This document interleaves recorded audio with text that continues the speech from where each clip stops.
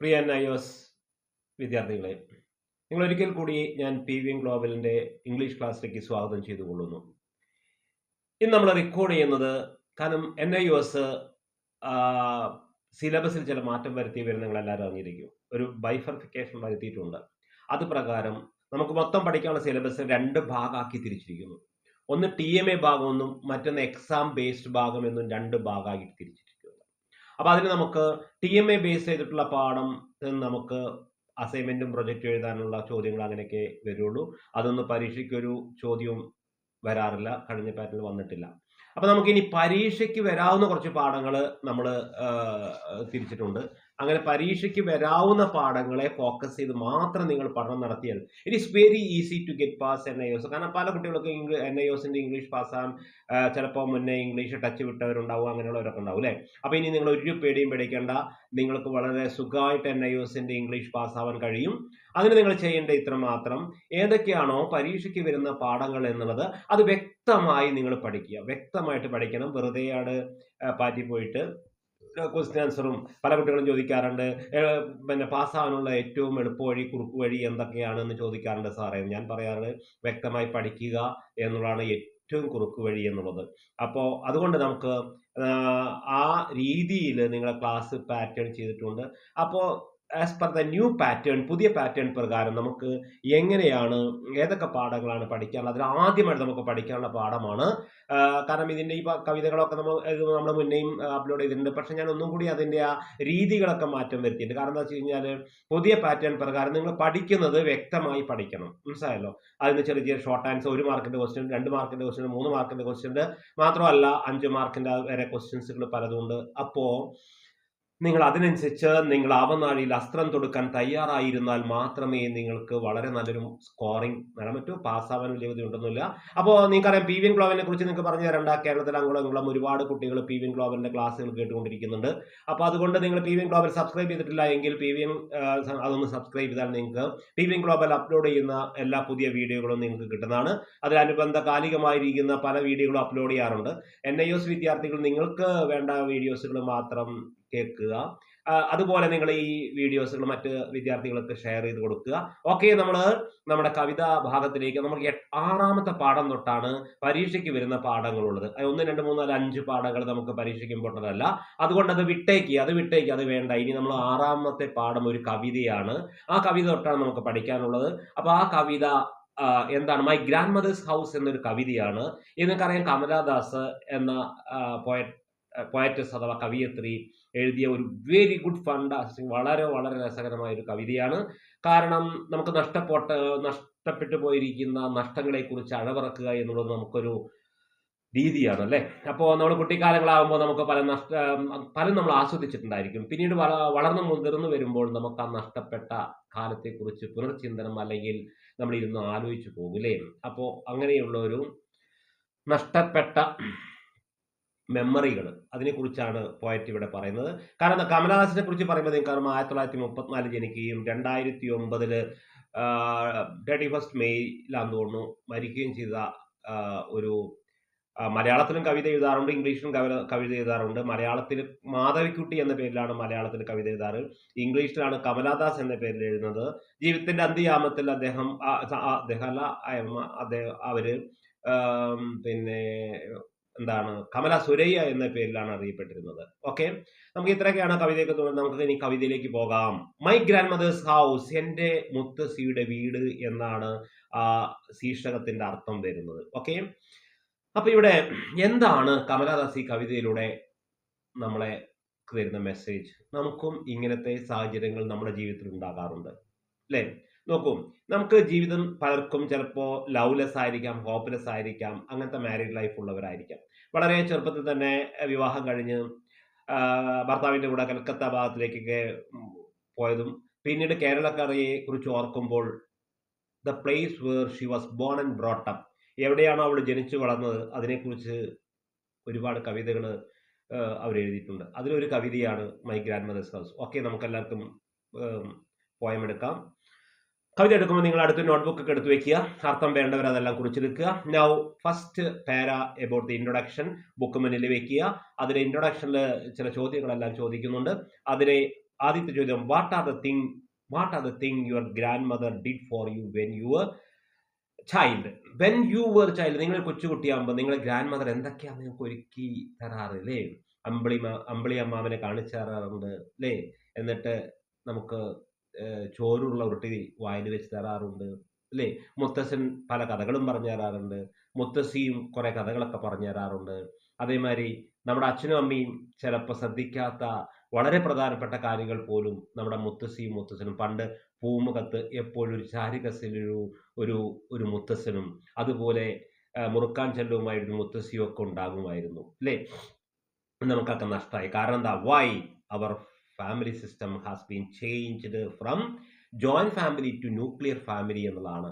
അതായത് കൂട്ടുകുടുംബ വ്യവസ്ഥിതി അണുകുടുംബ വ്യവസ്ഥയിലേക്ക് പരിവർത്തനം ചെയ്തതിന്റെ അനന്തരഫലമാണ് മൈ ഡിയർ സ്റ്റുഡൻസ് നമുക്ക് ഇന്ന് ഗ്രാൻഡ് ഉണ്ടാക്കാൻ വെച്ചാൽ എന്ന് ഗ്രാൻഡ് ആരോഗ്യനില സമ്മതിക്കുന്നില്ല. അതിൻ്റെ മുമ്പേ പീച്ചടിച്ച് 40, 50, 55 ആകുമ്പോഴേക്ക് കാറ്റവും പിന്നെ ആ വെള്ളി പോലും മുടി നിറച്ചിട്ടുള്ള മുത്തശ്ശിയും ആ കാതിൽ തോടയൊക്കെ ഇട്ടിരിക്കുന്ന മുത്തശ്ശിയും അതുപോലെ വളരെ ഗംഭീരമായ പേഴ്സണാലിറ്റിയോടെ ചാരുകസയിൽ ഇരിക്കുന്ന തുപ്പക്കോളാന്തിയിലെടുത്തിരിക്കുന്ന മുത്തശ്ശന്മാരൊക്കെ നമുക്ക് നഷ്ടമായി അല്ലേ? നമ്മൾ ഒരുക്കി പുറപ്പെട്ട എവിടേക്കും പുറത്തേക്ക് പോകുമ്പോൾ ഒരു ചോദ്യം ഉണ്ടാവും പൂമുഖത്ത്, എവിടേക്കാണ് നിങ്ങൾ പോകുന്നത് എന്ന്. അതിന് ഉത്തരം കൊടുത്തുകൊണ്ടേ നമുക്ക് പുറത്തേക്ക് പോകാൻ പറ്റൂ. വളരെ വൈകി വീട്ടിലേക്ക് വരുമ്പോൾ ചോദിക്കും, എവിടെയായിരുന്നു നിങ്ങൾ? ഈ 2 ചോദ്യം നമുക്ക് അപ്രസക്തമായിരിക്കുന്നു നമ്മുടെ ജീവിതത്തിൽ അല്ലേ? എപ്പോഴെങ്കിലും വരിക, എപ്പോഴെങ്കിലും ഉറങ്ങുക, എപ്പോഴും പോവുക, ഇങ്ങനെ ഒരു ജീവിതത്തിന്റെ രീതിയിലേക്ക് നമ്മൾ ന്യൂ ജെൻസ് എന്നൊക്കെ പറഞ്ഞു പോയിരിക്കുന്നു. അപ്പോൾ ഇവിടെ ചോദിക്കുകയാണ്, നിങ്ങൾക്ക് എന്താണ് മുത്തശ്ശി നിങ്ങൾക്ക് വാട്ട് ആർ ദ തിങ്സ്, എന്തൊക്കെ വസ്തുതകളാണ്, കാര്യങ്ങളാണ് യുവർ ഗ്രാൻഡ് മദർ നിങ്ങളുടെ മുത്തശ്ശി ഡിഡ് ഫോർ നിങ്ങൾക്കായി ഒരുക്കി കൊടുക്കാറില്ലേ? അതുപോലെ വാട്ട് മെമ്മറീസ്, എന്ത് ഓർമ്മകളാണ് ഡു യു ഹാവ് നിങ്ങൾക്കുള്ളത് ഓഫ് ദ ടൈം, ആ സമയത്തെ കുറിച്ച് യു സ്പെൻഡ് നിങ്ങൾ ചെലവഴിച്ചത് വിത്ത് ഹർ, അവളുടെ കൂടെ, മുത്തശ്ശിയുടെ കൂടെ നിങ്ങൾ ചെലവഴിച്ച കാലത്ത് നിങ്ങൾക്ക് എന്തൊക്കെ കഴിവിറക്കാനുള്ള സ്മരണകളുണ്ട് എന്നുള്ള കാര്യങ്ങളെ കുറിച്ചൊക്കെ നമുക്ക് മനസ്സിലാക്കാൻ let us read the poem Grandmother's House എന്നുള്ള കവിത വായിച്ചാൽ മതി എന്നാണ് പോയറ്റ്സ് പറയുന്നത്. നമുക്ക് ഇതിൽ പറയുന്നത് ദ പോയറ്റ് റിമെമ്പേഴ്സ്, കവി ഇവിടെ ഓർക്കുകയാണ്, റിമെമ്പറിനെ ഓർക്കുക, ഹർ ഗ്രാൻഡ് മദർ അവളുടെ മുത്തശ്ശിയെ ഓർക്കുകയാണ്. ആൻഡ് വിഷസ്, കൊതിക്കുന്നു. എന്ത് കൊതിക്കുന്നു? ദാറ്റ് എന്ത് she were alive to live, അവൾ ഒരിക്കൽ കൂടി ജീവിച്ചിരുന്നെങ്കിൽ, ടു മേക്ക് ഹർ വീൽ, എന്താക്കാൻ, വാണ്ടഡ്, അവളുടെ ആവശ്യകത നിറവേറ്റാൻ വേണ്ടി. So here is the poem, ഇവിടെയാണ് ഈ കവിത ആരംഭിക്കുന്നത്. നമുക്ക് ആ വരികളിലേക്ക് പോകാം. കുട്ടികളെ, ഇവിടെ ഏറ്റവും നിങ്ങൾ ശ്രദ്ധിക്കേണ്ട കാര്യം കവിതയുടെ മീനിങ്ങും ആ വരികളുടെ മീനിങ്ങും അതിൻ്റെ അന്തർലീനമായിരിക്കുന്ന ഇന്റേണൽ മീനിങ്ങും നിങ്ങൾ വ്യക്തമായി പഠിച്ചിരിക്കണം. മനസ്സിലായല്ലോ? കാരണം വേറൊന്നുമല്ല, ചിലപ്പോൾ 2 വരി തന്നിട്ട് അതിനെ കോട്ട് ചെയ്തിട്ടുള്ള ചോദ്യങ്ങളൊക്കെ ആവും വരിക. മനസ്സിലായല്ലോ? അപ്പൊ നമുക്ക് ആ വരിയുടെ അർത്ഥം സ്പഷ്ടമായി അറിഞ്ഞെങ്കിൽ മാത്രമേ നമുക്കിത് ഉപകാരപ്പെടുന്നു. ഇത് പുതിയ പാറ്റേൺ രീതിയിലാണ് നിങ്ങൾക്കിപ്പോൾ എടുത്തിരിക്കുന്നത്. കാരണം മൈ ഗ്രാൻഡ് മദേഴ്സ് ഹൗസ് എന്നുള്ള ഈ കവിത ഇതിനു മുമ്പേ ഒരു പക്ഷേ അപ്ലോഡ് ചെയ്തിട്ടുണ്ടായിരിക്കാം. പക്ഷേ അത് പുതിയ പാറ്റേൺ പ്രകാരം ആയിക്കോണമെന്നില്ല. നോക്കും, എല്ലാവരും നോട്ടൊക്കെ തയ്യാറെടുത്ത് വയ്ക്കാം. There is a house now far away where once I received love. That woman died. അവരിന്ന് വായിച്ചു നോക്കും. There is a house. അങ്ങ് അവിടെ ഒരു വീടുണ്ടായിരുന്നു. Now ഇപ്പോ far away, അത് ബഹുദൂരെയാണ്. There എന്ന് പറഞ്ഞാൽ അങ്ങ്, അവിടെ. ഹിയർ എന്ന് പറഞ്ഞാൽ ഇവിടെയുടെ അടുത്ത് അല്ലേ? അപ്പൊ there is a house എന്ന് പറയുമ്പോൾ നമുക്ക് മനസ്സിലാക്കണം കവി ഇപ്പൊ ബഹുദൂരെയാണ്. There is a house now, ഇപ്പോ, far away, ബഹുദൂരെ, ദൂരെ, where, അവിടെ, where അവിടെ, once, ഒരിക്കൽ, I received love, അവിടെ ഒരിക്കൽ എനിക്ക് സ്നേഹം കിട്ടിയിരുന്നു. I got love, I received love mean I got love, from that house I got love. അപ്പൊ എന്താ നിങ്ങൾക്ക് മനസ്സിലായത്? അങ്ങ് ദൂരെ അങ്ങ് കേരളക്കരയിൽ പൊന്നാനിയും മറ്റു ആ ഇല്ലൊക്കെ ഇങ്ങനെ അവരുടെ വീടൊക്കെ നിലനിന്നിരുന്ന ആ ഒറ്റപ്പാൽ പൊന്നാനി ഭാഗത്ത് ഒരു ഗ്രാൻഡ് മദേഴ്സിന്റെ വീടുണ്ടായിരുന്നു. അവിടുന്ന് എനിക്ക് വാരിക്കോരി നിറയെ സ്നേഹം കിട്ടിയിരുന്നു. My dear students, I received എന്നാണ് എനിക്ക് കിട്ടിയിരുന്നു. ലവ് അങ്ങനെ കുത്തിട്ട് എന്താണ് അങ്ങനത്തെ ഒത്തിരി സ്വീറ്റ് മെമ്മറീസ്, മധുരകരമായ ഓർമ്മകൾ എനിക്ക് കിട്ടിയത്. പക്ഷേ ദാറ്റ് വുമൺ ഡൈഡ്, പക്ഷെ ആ സ്ത്രീ മരിച്ചുപോയി. എനിക്ക് വാരിക്കോരി സ്നേഹം തന്നിരുന്ന ആ സ്ത്രീ മരിച്ചു. ഡൈഡ് മീൻ മരിച്ചു. ആ സ്ത്രീ മരിച്ചു. നിങ്ങൾക്ക് സ്നേഹം പലരിൽ നിന്നും കിട്ടും. നിങ്ങൾ സ്നേഹം പലർക്കും കൊടുക്കുന്നു.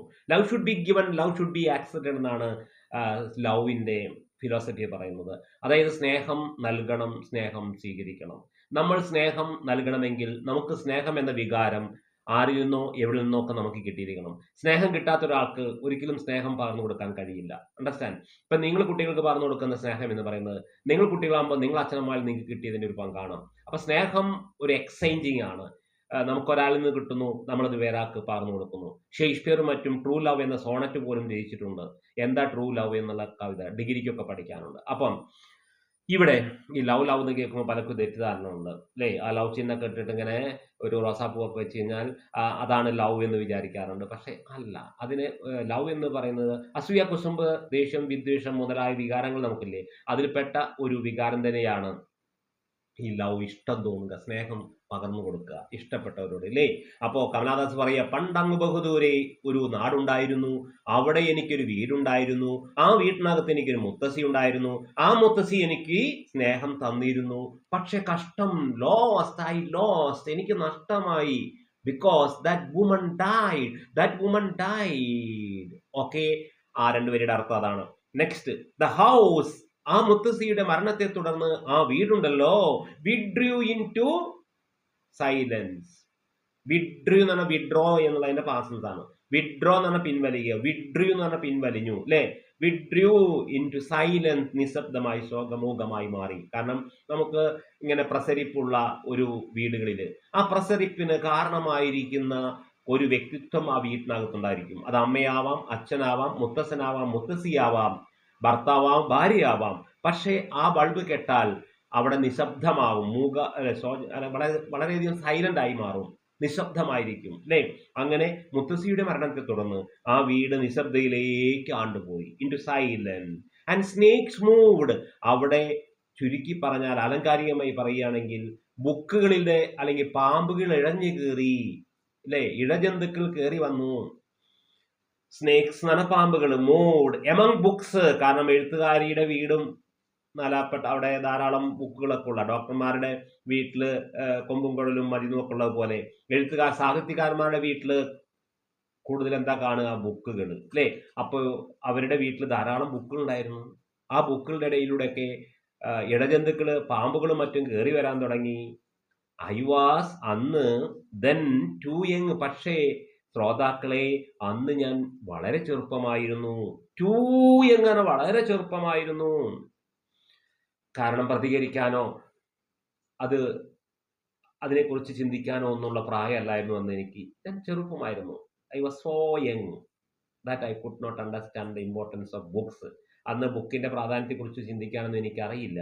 ഞാൻ വായന മേഖലയിലേക്ക് പ്രവേശിച്ചിട്ടില്ല. അതുകൊണ്ട് അന്ന് ഞാൻ വളരെ വളരെ ചെറുപ്പമായിരുന്നു. Do you understand my dear students? നിങ്ങൾ മനസ്സിലാക്കുന്നുണ്ടോ? ശ്രദ്ധിക്കുന്നുണ്ടോ? അന്ന് ആ ബുക്കുകളുടെ ഇടയിലൂടെയെല്ലാം പാമ്പുകൾ എരഞ്ഞു കയറി എന്നാ പറഞ്ഞത്. എന്തിനെ? I was too young to read. വായിക്കണമെങ്കിൽ ഒരു പ്രായമൊക്കെ ആവണ്ടേ അല്ലെ? ഇന്നിപ്പോ വായനാ ദിനം എന്നൊക്കെ പറഞ്ഞ ദിവസമൊക്കെ ഉണ്ട് അല്ലെ? ആ ദിവസമെങ്കിലും വായിക്കട്ടെ. ശരിക്കും വായിക്കാനോ ദിവസമൊന്നുമില്ല, എന്ന് നമുക്ക് വായിക്കാം. To read. And my blood, അക്കാലത്ത് എൻ്റെ രക്തം blood turned cold like the moon, ചന്ദ്രനിൽ എന്ന പോലെ തണുത്തുറഞ്ഞതായിരുന്നു. അപ്പൊ അവിടെ ഒരു ലൈക്ക് ഉപയോഗിച്ചിട്ടുണ്ട്. ലൈക്ക്, ആസ് ഇതൊക്കെ വന്നു കഴിഞ്ഞാൽ പോലെ എന്നാണ് അർത്ഥം. പോലെ എന്ന് പറഞ്ഞാൽ സിമിലി അലങ്കാരമാണ്. അപ്പോൾ ഫിഗർ ഓഫ് സ്പീച്ച് ചിലപ്പോൾ ചോദിക്കും, എന്താണ് what is figure of speech used here? ഈ കവിതയിൽ അലങ്കാരമൊക്കെ ഉണ്ടായിരിക്കും അല്ലേ? അപ്പോൾ ഇവിടെ ഒന്നിനൊന്നോട് സദൃശ്യം ചൊന്നാൽ ഉപമയാം അത് എന്ന് പറയും മലയാളത്തില്. ഉപമയ്ക്ക് ഇംഗ്ലീഷ് പറയുക സിമിലി എന്നാണ്, SIMILE. അപ്പോൾ ഇവിടെ കവി ഒരു ഉപമാലങ്കാരം ഉപയോഗിച്ചിരിക്കുന്നത്. എന്റെ സിരയിലൂടെ ഒഴുകിക്കൊണ്ടിരുന്ന രക്തം അക്കാലത്ത് ചന്ദ്രനിൽ എന്ന പോലെ ശീതളമയായിരുന്നു. കാരണം ചന്ദ്രനിൽ നല്ല തണുപ്പാണ്, കാരണം സൂര്യപ്രകാശം തട്ടാണ്. അപ്പൊ ഇവിടെ മൈ ബ്ലഡ്, എന്റെ രക്തം, ടേൺഡ്, തിരിഞ്ഞത് എങ്ങനെയാ? Called like the moon. അന്ന് അണ്ടർലൈൻ ചെയ്ത് കൊടുക്കുക. What is A figure of speech used? Like, as വന്നാൽ സിമിലി ആണ് ഫിഗർ ഓഫ് സ്പീച്ച്. ആ ചോദ്യം അതിന്റെ പുറകിലുണ്ട്. ദെൻ എന്നിട്ട് പറയുകയാണ്, how often I think of going there. ഞാൻ കൂടെ അവിടെ പോകുന്നതിനെ കുറിച്ച് ചിന്തിക്കാറുണ്ട് അല്ലേ? നിങ്ങൾക്ക് ഏറ്റവും ഇഷ്ടപ്പെട്ട സ്ഥലത്തേക്ക് കൂടെ കൂടെ സന്ദർശിക്കുക നിങ്ങൾക്ക് ഭയങ്കര ഇഷ്ടമുള്ള കാര്യമല്ലേ? ഭർത്താവിന്റെ വീട്ടിലേക്ക് അല്ലെങ്കിൽ ഭാര്യയുടെ വീട്ടിൽ അവിടെ ഇഷ്ടമാണെങ്കിൽ നിങ്ങൾ പോകും. ഇഷ്ടമല്ലെങ്കിൽ ആ വഴിക്കേ പോകില്ല അല്ലേ? ഇപ്പൊ ഇവിടെ എനിക്ക് ഏറ്റവും ഇഷ്ടപ്പെട്ടാണ് ഈ മുത്തശ്ശിയുടെ വീട്. ആ മുത്തശ്ശിയുടെ വീട്ടിലേക്ക് കുറെ കുറെ കൂടെ കൂടെ കൂടെ എനിക്ക് പോകണം തോന്നിയിട്ടുണ്ട്. പക്ഷെ ഞാൻ ഇങ്ങ് കൽക്കത്തയിലല്ലേ, അത്ര എളുപ്പമൊന്നല്ല കാലത്ത് കേരളക്കരയിലേക്ക് വരിക എന്നുള്ളത്. അങ്ങനെ പലപ്പോഴും ഞാൻ the place where I was born and brought, the place where I was born and brought, ഞാൻ ജനിച്ചു വളർന്ന ആ സ്ഥലത്തേക്ക് എനിക്ക് പോകണം എന്ന് കൂടെ കൂടെ to some places you may be attracted, ചില സ്ഥലത്തേക്ക് നിങ്ങൾ ആകർഷിക്കപ്പെടും. To some places you may be distracted, ചില സ്ഥലത്തേക്ക് നിങ്ങൾ എന്ത് ചെയ്യും, റിപ്പൾഷൻ അഥവാ നിങ്ങൾ ഡിസ്ട്രാക്ട് ചെയ്ത് പോകും അല്ലേ? ഇപ്പൊ ചിലർക്ക് സ്കൂളിൽ പോകാൻ ഭയങ്കര ഇഷ്ടമാവും, ചിലർക്ക് സ്കൂളിൽ പോകാനേ ഇഷ്ടം ഉണ്ടാവില്ല അല്ലേ? അങ്ങനെയുണ്ട്. ചിലർക്ക് ക്ലബ്ബിൽ പോകുന്ന ഇഷ്ടമായിരിക്കും, ചിലർക്ക് ക്ലബ്ബിൽ പോകുന്ന ഇഷ്ടമേ അല്ല അല്ലേ? ചിലർക്ക് മാർക്കറ്റിൽ പോകുന്ന ഇഷ്ടമായിരിക്കും, ചിലർക്ക് മാർക്കറ്റിൽ പോകുന്ന ഇഷ്ടമേ അല്ല. അപ്പൊ ചില സ്ഥലത്തേക്കൊക്കെ ചിലർക്ക് ആകർഷണീയതയും വികർഷണീയതയും തോന്നും. അപ്പോൾ ഇത്രയാണ് മൈ ഡിയർ സ്റ്റുഡൻസ് ഒരു സ്റ്റാൻസ, ഈ കവിതയുടെ വൺ സ്റ്റാൻസ. അണ്ടർസ്റ്റാൻഡ്? ഇനി എന്തിനാണ് കൂടെ കൂടെ ഞാൻ അവിടെ പോകാൻ ആഗ്രഹിക്കുന്നത്? അതാണ് ചെയ്യുന്നത്. ഓഫൺ എന്നാണ് ഉച്ചരിക്കേണ്ടത്, ഓഫ്റ്റൻ എന്ന് ഉച്ചരിക്കുക, ടീക്ക് ഉച്ചാരണമല്ല. സോ അവിടെ പറയാൻ how often I think of going there, അവിടെ കേരളക്കരയില്. എന്തിനെ to peer mean to look, തുറച്ചു നോക്കാൻ, എന്തിനെങ്കിലും ഇടയിൽ കൂടെ നോക്കണേണ് പീർ എന്ന് പറയുന്നത്. To peer mean to look through blind eyes of the window. എന്താ blind eyes of the window, അടച്ചിട്ട വാതിലിന്റെ വിടവിലൂടെ തുറച്ചു നോക്കാൻ. കാരണം വീടിന്റെ കണ്ണ് എന്ന് പറയുന്നത് വാതായനമാണ്, അഥവാ അതിന്റെ ജനവാതിലും അതിന്റെ വായ എന്ന് പറയുന്നത് അതിന്റെ വാതായനമാണ് വീടിന്റെ കണ്ണ്, അതിന്റെ ഡോറാണ്, വാതിലാണ് അതിന്റെ വായ. ഒരു വീടിന് ദൂരെ നിന്ന് നോക്കൂ, അപ്പൊ നമുക്ക് അതിന്റെ കണ്ണും വായയൊക്കെ കാണാൻ പറ്റും. അതുകൊണ്ടാണ് നമ്മൾ അതിന് നടുക്ക്, വീടിന്റെ നടുക്ക് നമ്മളൊരു വാതിൽ വെക്കുന്നത്. ആ വാതിലൂടെയാണ് നമ്മളാകുന്ന ഭക്ഷണങ്ങൾ അകത്തേക്കും പുറത്തേക്കും പോയിക്കൊണ്ടിരിക്കുന്നത്. ചിന്തിച്ചിട്ടുണ്ടാകും. ഒരു വീടിന് മൂർത്തിഭാവം കൽപ്പിച്ചു നോക്കൂ. ആ വീടിന്റെ കണ്ണാകുന്ന വാതായനങ്ങൾ ജനവാതിൽ തുറന്നിട്ടില്ലെങ്കിൽ അത് അടച്ച ബ്ലൈൻഡർ, എന്താ കുരുടമായ, അന്ധമായ അല്ലെ, കാണാൻ പറ്റാത്ത, അടയ്ക്കപ്പെട്ട അടച്ചു കൂടിയിട്ടുള്ള വിൻഡോയിലൂടെ ഒന്ന് തുറച്ചു. ഇനി വിൻഡോ അടച്ചാൽ അതിന്റെ വാതിൽപ്പടിയിലൂടെ അല്ലെങ്കിൽ അതിന്റെ പിന്നെ ഗ്യാപ്പിലൂടെ നമുക്ക് അകത്തേക്ക് ഒന്ന് തുറച്ചു നോക്കാലോ. Blind through the blind eyes of the window, or അല്ലെങ്കിൽ ജസ്റ്റ് ടു ലിസൺ, അല്ലെങ്കിൽ കേവലം ഒന്ന് ശ്രദ്ധിക്കാൻ. ടു ദ ഫ്രോസൺ എയർ, ആ മരവിച്ച ഫ്രോസൺ എയർ ഒന്ന് ശ്രദ്ധിക്കാൻ അല്ലെ. ഫ്രീസ് എന്നുള്ളത് പാസൻസ് ആണ്, ഫ്രോസ്. ഇപ്പൊ ഫ്രീസ് ഇതിലല്ലേ നമ്മളെ ഫ്രിഡ്ജിലൊക്കെ ഫ്രീസറിൽ വെക്കുക, ഫ്രീസറിന് മരവിക്കുക, ഫ്രീസ്, ഫ്രോസൺ. അപ്പൊ ഇവിടെ അതിലേക്ക് ഒന്ന് ശ്രദ്ധിക്കാൻ. എന്തിനെ? Just to listen the frozen air, അവിടെ തളം കെട്ടി നിൽക്കുന്ന മരവിച്ച വായുവിനെ അനുഭവിച്ചറിയാൻ. കാരണം ഇന്നവിടെ തളം കെട്ടിയിരിക്കുന്ന വായു പോലും മരവിച്ച് കിടക്കുക എന്നാണ് കവി പറയുന്നത്. അങ്ങനെയാണല്ലേ നമ്മുടെ വീടുകളിൽ ചിലപ്പോൾ പ്രസരിപ്പും തിളക്കവും ആക്റ്റീവിനെസ്സും അല്ലേ. ആക്ടിവേഷൻ ആൻഡ് ആനിമേഷൻ എന്ന് പറയും. നമ്മുടെ body and our mind is എന്താണ് activated, animated by certain forces. നമ്മുടെ ശരീരവും നമ്മുടെ മനസ്സും ഒക്കെ പലപ്പോഴും പലതിനാലുമാണ് ജീവൻ ഉള്ളതാക്കുകയും അത് പ്രവർത്തനോന്മുഖമാക്കുകയും ചെയ്യുന്നത്. പക്ഷെ ഇന്നത്തെ അവിടുത്തെ വായു പോലും മരവിച്ച് കിടക്കുകയാണ്. അപ്പോൾ മരവിച്ച് കിടക്കുന്ന വായുവെ അനുഭവിച്ചറിയാനാണ് ഞാൻ അവിടെ പോകാൻ ഇഷ്ടപ്പെടുന്നത്. ഇവിടെ ഏർന്ന വായു നല്ല അന്തരീക്ഷം. ഓർ അല്ലെങ്കിൽ പിന്നെ എന്തിനാ ഞാൻ പോകുന്നത്? ഇൻ വൈൽഡ് ഡെസ്പെയർ, ഒരു വന്യമായ നിരാശയില്, പൂർത്തീകരിക്കാൻ പറ്റാത്ത ഡെസ്പെയർ എന്ന നിരാശയില്, പിക്ക് കോരിയെടുക്കുക. എന്ത്? ആൻ ആംഫുൾ, ഒരു കൈക്കുമ്പിൾ നിറയെ, ആംഫുൾ എന്ന് പറഞ്ഞാൽ ഒരു കൈ നിറയെ പിക്കപ്പ് ചെയ്യുക. എന്താ?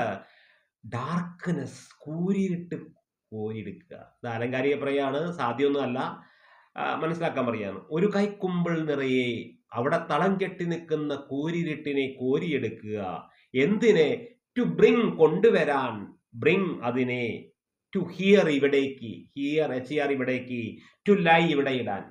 അങ്ങ് കേരളക്കരയിൽ നിൽക്കുന്ന മുത്തശ്ശിയുടെ വീട്ടിലെ ആ കൂരിരുട്ട് ഒരു കൈക്കുമ്പിൾ നിറയെ കോരിയെടുത്ത് ഇങ്ങ് കൽക്കത്തയിൽ ഇവിടെ കൊണ്ടിടാൻ ഞാൻ എത്രമാത്രം ആഗ്രഹിക്കുന്നു. ലൈ ഇടുക, ലൈനെ വേറെ അർത്ഥം കൊണ്ട് കേട്ടോ. ലൈ മുട്ട ഇടുക, അപ്പൊ ലൈ നുണ പറയുക എന്നൊക്കെ അർത്ഥമുണ്ട്. ഇവിടെ ലൈ എന്ന് ഇടുക എന്നർത്ഥം. ദെൻ എവിടെ കൊണ്ടിരണം പറയുന്നു, ബിഹൈൻഡ് പുറകിൽ, മൈ ബെഡ്റൂം എന്റെ ബെഡ്റൂമിന്റെ അടിയിൽ. അതെന്താ? എന്റെ ബെഡ്റൂമിന്റെ അടിയിൽ എന്റെ സാന്നിധ്യം ഒന്നും ഉണ്ടായിരിക്കുമല്ലോ. നിങ്ങൾ ഏറ്റവും കൂടുതൽ നിങ്ങൾക്ക് ഇഷ്ടമുള്ള വസ്തുക്കൾ, നിങ്ങളുടെ സാന്നിധ്യം എവിടെയാണോ ഏറ്റവും കൂടുതൽ അവിടെയാണ് കൊണ്ടിടുക. ബിഹൈൻഡ് എന്ന പുറകിൽ, ബിഫോറിന്റെ. ബിഹൈൻഡ് മൈ ബെഡ്റൂം ഡോർ എന്തിനെ? ലൈക്ക് എ ബ്രൂഡിംഗ് ഡോഗ് പോലെ. ശരിക്കും ബ്രൂഡ് വാക്കാർത്ഥം അടയിരിക്കുക എന്നാണ്. ഇവിടെ ബ്രൂഡിങ്, പട്ടി അടയിരിക്കാറില്ല. പട്ടി പിന്നെന്താ? പെറ്റ് കിടക്കാറുണ്ട്, പ്രസവിച്ച് കിടക്കാറുണ്ട്. അപ്പൊ പ്രസവിച്ച് കിടക്കുന്ന പട്ടിയെ പോലെ. എന്ത് പ്രസവിച്ച് കിടക്കുന്ന പട്ടിയുടെ പ്രത്യേകത? ബ്രൂഡിംഗ് ഡോഗിന്റെ അടുത്തേക്ക് ചെന്ന് നോക്കിയാൽ അറിയാം എന്താ പ്രത്യേകത എന്ന്. അതിന്റെ കുട്ടിയുടെ അടുത്തേക്ക് ചെല്ലുമ്പോ നമുക്ക് പിറ്റേ ദിവസം പിന്നെ ഇഞ്ചക്ഷൻ അടിക്കാൻ പോകേണ്ടി വരും ഹോസ്പിറ്റലിലേക്ക്. അതാണ് ബ്രൂഡിംഗ് ഡോഗിന്. അത്രയും ശ്രദ്ധിച്ചുകൊണ്ടിരിക്കും ഒരു ബ്രൂഡിംഗ് ഡോഗ് എന്നുള്ളത്. അതുപോലെ ഞാൻ എൻ്റെ മുത്തശ്ശിയുടെ സ്നേഹമാകുന്ന ആ മുട്ടകൾ ഞാൻ എടുക്കും ഇവിടെ ഇവിടെ. അതിനു വേണ്ട ഊഷ്മളതകൾ കിട്ടാതെ നിൽക്കുകയാണ് ഇപ്പോൾ അവിടെ. അത് ഞാൻ ഇവിടെ കൊണ്ടുവരും, എന്നിട്ട് എൻ്റെ ബെഡ്റൂമിന്റെ അടിയിലിടും. അണ്ടർസ്റ്റാൻഡ്? എന്തിനെ? ഇത് സാധ്യമാണോ മക്കളെ? സാധ്യമല്ല. പിന്നെന്താ? അതൊരു ആലങ്കാരിക പ്രയോഗം പറയുകയാണ്. കവിതയിൽ അങ്ങനെയൊക്കെ ഉണ്ടാകുമല്ലോ അല്ലേ? പലപ്പോഴും അല്ലെങ്കിൽ വ്യക്തിഭാവം കൽപ്പിക്കും. എന്നിട്ട് കവികളുടെ പ്രത്യേകത അങ്ങനെയാണ്. ഇതിപ്പോ സാധിക്കുമോ എന്ന് ചോദിച്ചാൽ സാധിക്കില്ല. പക്ഷെ എന്നാലും അത് പ്രാവർത്തികമാക്കാൻ പറ്റും. നമ്മൾ കൂടെ കൂടെ അവിടെ പോകുമ്പോൾ, അവിടുത്തെ സ്നേഹത്തിന്റെ ആ വികാരം നമുക്ക് മനസ്സിലാകുമ്പോൾ, ആ വികാരത്തോടെ തിരിച്ച് നമ്മുടെ നാട്ടിൽ വരുമ്പോൾ നമുക്ക് എന്തോ ഒരു വെളിപാടുള്ളത് പോലെ തോന്നും അല്ലേ? അത്രേ കവി ഉദ്ദേശിച്ചിട്ടുള്ളൂ. അപ്പോ behind my bedroom door like A brooding dog. അപ്പൊ ഇവിടെ കവി ഏതിലൂടെയൊക്കെയോ പോയി. എനിക്ക് നഷ്ടപ്പെട്ട സ്മരണകള്, എനിക്ക് നഷ്ടപ്പെട്ട അവിടുത്തെ അന്തരീക്ഷങ്ങള്, എനിക്ക് നഷ്ടപ്പെട്ട അവിടുത്തെ ആ പ്രത്യേക സാന്നിധ്യങ്ങള്, മുത്തശ്ശിയുടെ, ഇതൊക്കെ എനിക്ക് നഷ്ടമായി അല്ലേ? അതിന് ചില ആലങ്കാരികതയും കവി ഉപയോഗിച്ചിട്ടുണ്ട്. അപ്പോൾ ഈ കവി ഇത് ആരോടോ അഡ്രസ് ചെയ്യാണ്. അതാണ് അടുത്ത് പറയുന്നത്. എന്ത്? U cannot believe darling. എൻ്റെ പ്രിയതമ, നിനക്കത് വിശ്വസിക്കാൻ പറ്റില്ല അല്ലേ? അപ്പൊ നമുക്ക് മനസ്സിലാക്കണ്ടേ കവി ഇത് ആരോടോ അഡ്രസ് ചെയ്യാണെന്ന്. ഈ കവിത കവി ആരോടോ അഡ്രസ് ചെയ്യുക? താൻ എന്താ? ഡാർലിംഗ് എന്നുള്ളത് പ്രിയതമ എന്ന് കൊടുക്കാം, പ്രിയതമേ എന്ന് കൊടുക്കാം. ഇവിടെ ഭാര്യ പറയുന്നതുകൊണ്ട് ഭർത്താവായിരിക്കാം. അപ്പൊ ഈ കവിത തന്റെ ഭർത്താവിനോടായിരിക്കാം അഡ്രസ് ചെയ്യുന്നത്. ക്ലിയർ ആയിട്ട് പറയുന്നില്ല. എന്താ പറയുന്നത്? U cannot believe. ഞാൻ ഈ പറയുന്നൊന്നും ഒരു പക്ഷെ നിനക്ക് വിശ്വസിക്കാൻ പറ്റുന്നില്ല എൻ്റെ പ്രിയതമ അല്ലേ? കണ്ടാ? ചില ഭാര്യമാര് പറയുന്നൊന്നും ഭർത്താക്കന്മാർ അങ്ങനെ വിശ്വസിക്കില്ല. ചില ഭർത്താക്കന്മാർ ഭാര്യയും വിശ്വസിക്കില്ല അല്ലെ? പുളു അടിക്കാന്ന് പറയും. അപ്പൊ അതുകൊണ്ട് പറയുകയാണ്, എനിക്ക് അവിടെ അത്ര സ്നേഹം കിട്ടിയിരുന്നു. നമ്മള് ഭാര്യമാര് മിക്കവാറും പറയുന്നതാണ്, അതൊക്കെ എൻ്റെ വീട്ടില്, അവിടെ എനിക്ക് കിട്ടുന്ന സ്നേഹം നിങ്ങളുടെ വീട്ടിൽ നിന്ന് എന്തായാലും അങ്ങനെയൊന്നും കിട്ടില്ല. ഇങ്ങനെയൊക്കെ പഴിചാരുന്നവരുണ്ട് അല്ലേ? അപ്പൊ ഇവിടെ പറയുകയാണ്, ഡാർലിംഗ് ഡാർലിംഗ് ഡാർലിംഗ്, പ്രിയതമ എന്ത്?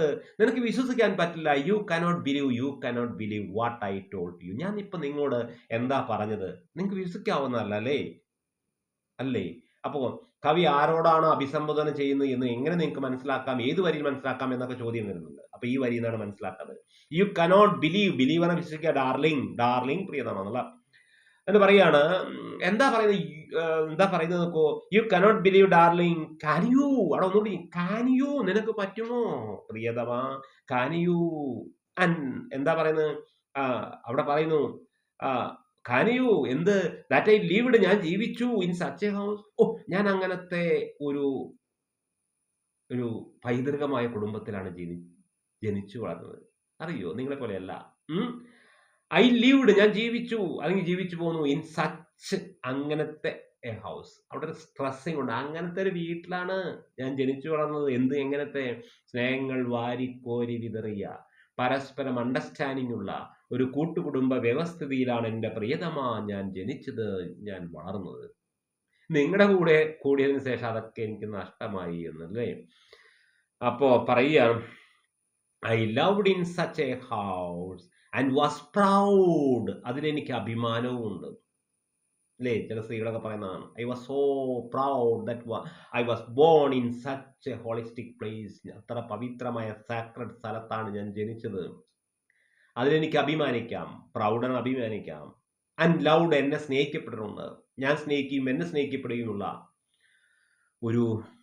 അങ്ങനെയുള്ള ഒരു വീട്ടിലാണ് ഞാൻ ജനിച്ചു വളർന്നത് പ്രിയതമ കുത്തിട്ട് പറയുന്നു. നിങ്ങൾക്ക് മനസ്സിലായിട്ടുണ്ടെന്നിരിക്കുന്നു. പിന്നെ ഇതിനെന്താ ലാസ്റ്റ് പറയും നോക്കൂ കവി? എന്താ പറയുന്നത്? ഇനി എന്ത് പറയാനാ?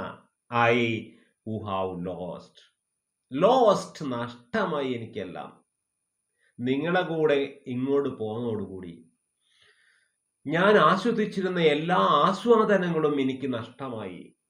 ഇതെല്ലാ ഭാര്യമാരും പറയുന്നതൊക്കെ തന്നെയാണ്. ഐ നമ്മൾ എത്ര തന്നെ ഭാര്യ പോവാം. എനിക്ക് ഹു ഹാവ് ലോസ്റ്റ് എനിക്കൊക്കെ നഷ്ടമായി. ഭർത്താക്കന്മാരും ചിലതൊക്കെ പറയാറുണ്ട് കേട്ടോ. എന്നിട്ട് എന്താ നിന്റെ കൂടെ കൂടിയതിന് ശേഷം എൻ്റെ എല്ലാ ശുക്രദശയും പോയി എന്ന് പറയുന്ന ഭർത്താക്കന്മാരുണ്ട് അല്ലേ. ഭാര്യ മാത്രമല്ല ഭർത്താക്കന്മാരും ഇതിലൊക്കെ കേൾമാർ. Then I who have lost പാസ്റ്റൻസാ നഷ്ടമായി. മൈ വേ എൻ്റെ ജീവിത രീതിയൊക്കെ എനിക്ക് നഷ്ടമായി. എൻ്റെ രീതികളൊക്കെ എനിക്ക് നഷ്ടമായി. എൻ്റെ വഴികളെല്ലാം നഷ്ടമായി. എന്നിട്ടോ ആൻഡ് ബെക്ക് ഇപ്പൊ ഞാൻ ഇരക്കുന്നു, കേണപേക്ഷിക്കുന്നു. നൗ ഇപ്പൊ ഞാൻ ഇരക്കുകയാണ്. ബെഗറായിട്ട് യാചകിയായിട്ട്. ബെഗ് അറ്റ് സ്ട്രേഞ്ചേഴ്സ് ഡോർ, അപരിചിതരുടെ വാതിൽക്കൽ ചെന്ന്. സ്ട്രേഞ്ചർ അപരിചിതൻ അല്ലേ. ഇപ്പോൾ ഞാനൊരു അപരിചിതന്റെ വാതിൽക്കൽ, നമുക്ക് പരിചയമുള്ള ഒരാളുടെ വാതിൽക്കൽ ചെന്ന് ടക്ക് ടക്ക് ടക്ക് ടക്ക് മുട്ടുകയാണ്. Please open the door because I want the love. Please open the door, I want the love. Are you ready to give the love? വാതിൽ മുട്ടുകയാണ്. അപരിചിതന്റെ വാതിൽക്കൽ ചെന്ന് മുട്ടുക. അങ്ങനെ പോയി മുട്ടിയതാണ് അവസാനം അങ്ങേര് മതപരിവർത്തനത്തിന് വിധേയമായി ആരോ സ്നേഹം കൊടുക്കാന്നൊക്കെ പറഞ്ഞിരുന്നു അത്രേ. ഞാൻ പറയുന്നില്ല, പത്രത്തിലും മീഡിയയിലൊക്കെ ഉണ്ടായിരുന്നു. അങ്ങനെ ലാസ്റ്റ് വെർജ് ഓഫ് ലൈഫ് വരെ സ്നേഹത്തിന്റെ പിന്നാലെ ഓടിപ്പോയ ഒരു കവിയത്രിയാണ് കമലാ ദാസ്. അവർ പറയുന്നു, I who have lost my way and now ഇപ്പോ ഞാൻ സ്ട്രേഞ്ചേഴ്സ് അപരിചിതരുടെ വാതിൽക്ക് ചെന്ന് മുട്ടുകയാണ്. എന്തിനെ? Receive love. I am ready to receive love. ഞാൻ സ്നേഹം സ്വീകരിക്കാൻ തയ്യാറാണ്. But nobody is there to give me love. ഞാൻ നേരത്തെ പറഞ്ഞില്ലേ, സ്നേഹം പരിപൂരകമാകുക. ഒരു ഭാഗത്ത് സ്നേഹം നൽകാൻ ആള് വേണം, മറുഭാഗത്ത് സ്നേഹം സ്വീകരിക്കാൻ തയ്യാറ് വേണം. Now I am ready to receive love. ഇപ്പൊ സ്നേഹം സ്വീകരിക്കാൻ ഞാൻ തയ്യാറാണ്. But nobody is there to give me love. പക്ഷെ എനിക്കിപ്പോ സ്നേഹം തരാൻ ആരും ഇല്ല. ഇതാണ് ഈ ലവ് ലൈഫിനുള്ള പ്രത്യേകത. ലവ് എന്ന് പറയുന്ന അത്ര എളുപ്പമൊന്നുമല്ല. അത് പരിപൂരകമാണെങ്കിൽ ടു എൻഡ്സ്, രണ്ട് എൻഡുകളും. ഏതൊക്കെ രണ്ട് എൻഡ്? ഒരു ഭാഗത്ത് സ്നേഹം പകർന്നു നൽകാൻ തയ്യാറായുള്ള ഒരാളും, മറുഭാഗത്ത് നൽകാൻ കോരിച്ചൊരിയാൻ തയ്യാറുള്ള സ്നേഹം ഏറ്റുവാങ്ങാൻ സ്വീകരിക്കാൻ തയ്യാറുള്ള വേറൊരു വ്യക്തിത്വം കൂടണം. Receive love at least in A small change. ഒരു ചെറിയ മാറ്റത്തിന് വിധേയമായിട്ടെങ്കിലും. കമലാദാസ് എന്താ പറയുന്നത്? ഒരു ചെറിയ മാറ്റത്തിന് വിധേയമായിട്ടെങ്കിലും ഞാൻ സ്നേഹം സ്വീകരിക്കാൻ തയ്യാറാണ്. എന്താ ഈ മാറ്റം എന്ന് പറഞ്ഞാൽ? നിങ്ങൾ എന്നെ ഭാര്യയായിട്ടൊന്ന് വേണമെന്നില്ല, നിങ്ങൾ എന്നെ വേറെന്തെങ്കിലും രൂപത്തിൽ വേണമെന്നില്ല. ഭർത്താവായിട്ടോ, കാമുകനായിട്ടോ, അല്ലെങ്കിൽ അച്ഛനായിട്ടോ, അല്ലെങ്കിൽ സഹോദരനായിട്ടോ, അല്ലെങ്കിൽ അമ്മയായിട്ടോ, ഏത് രൂപത്തിലാണെങ്കിലും സ്നേഹം, ഏത് മാറ്റത്തിനും ഞാൻ തയ്യാറാണ്. അങ്ങനെ സ്നേഹം സ്വീകരിക്കാൻ ഞാൻ ഇതാ തയ്യാറായിരിക്കുന്നു. Oh my dears, please give me the love which I wish in my mind. So this is the poem My Grandmother's House. ഇതാണ് എൻ്റെ മുത്തശ്ശിയുടെ വീട് എന്നുള്ള കവിത. ഇത് നിങ്ങൾക്ക് വ്യക്തമായി മനസ്സിലായിട്ടുണ്ടായിരിക്കുമെന്ന് വിചാരിക്കുന്നു. ഇത് ഈ കവിത വ്യക്തമായി മനസ്സിലായിട്ടുണ്ടെങ്കിൽ ഇതിൻ്റെ പുറകിലുള്ളതായ ക്വസ്റ്റ്യൻ ആൻസേഴ്സുകൾ നിങ്ങൾക്ക് വ്യക്തമായി മനസ്സിലാക്കാൻ പറ്റൂ. ഇതിൻ്റെ ക്വസ്റ്റ്യൻ ആൻസേഴ്സിൻ്റെ വീഡിയോ അടുത്ത ഒരു വീഡിയോ ഞാൻ ചെയ്യുന്നതാണ്. നമ്മൾ ഈ കവിത വ്യക്തമായി കേട്ട കുട്ടികൾക്ക് മാത്രം ആ ക്വസ്റ്റ്യൻസ് ആണ്. കാരണം ഞാൻ പറഞ്ഞു, പരീക്ഷയെ ബേസ് ചെയ്തിട്ട് വരുന്ന 1 mark, 2 mark, 3 mark, 4 mark base ചെയ്തിട്ടുള്ള ചോദ്യങ്ങളൊക്കെ വരും. അപ്പോൾ അതിനനുസരിച്ച് ഈ കവിത ഇപ്പോൾ നിങ്ങൾ കേട്ട പോലെ വളരെ വ്യക്തമായി പഠനത്തിന് വിധേയമാക്കിയാൽ നിങ്ങൾക്ക് ഏത് ക്വസ്റ്റ്യനും ആൻസർ ചെയ്യാവുന്നതാണ് എന്ന ഉറപ്പോടെ ഞാൻ തൽക്കാലം ഇന്നത്തെ ക്ലാസ് വൈൻഡ് അപ്പ് ചെയ്യുന്നു. Wait for my next class. I will upload the next part of this lesson. Okay, don't forget, share my videos.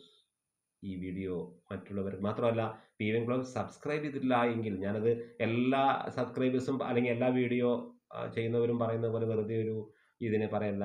സത്യം പറഞ്ഞാൽ പറയുന്നതിനോട് നമുക്ക് താല്പര്യമില്ല. പക്ഷെ ഇത് ഉപകാരപ്രദമായ വ്യക്തികൾക്ക് ഷെയർ ചെയ്യണം. എല്ലാ വീഡിയോസുകളും നിങ്ങൾ കേൾക്കണമെന്ന് ഞാൻ പറയുന്നില്ല. നിങ്ങൾക്ക് കേൾക്കേണ്ട വീഡിയോകൾ കേൾക്കുക.